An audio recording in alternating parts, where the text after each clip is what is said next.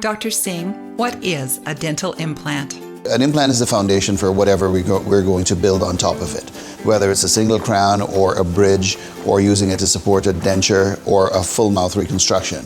So the point being that without fully understanding what you're going to build on top of it, it's very hard to design the ideal implant and the ideal implant placement.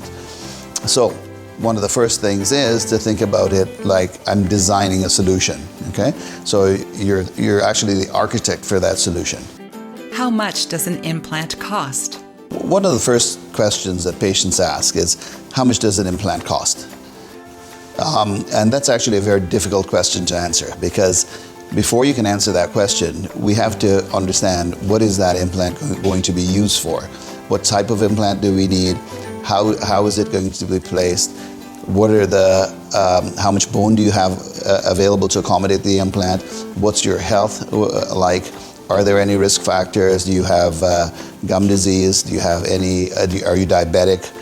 Or do you have any of those things that would affect the placement of an implant? So before we can answer that question, we have to understand what exactly are we dealing with in your particular situation. And then we can decide what's the best treatment for you. And the end result, of course, is placing the implant there. But there are a lot of considerations that have to go into it before we decide, oh yeah, this is what we need for that particular spot.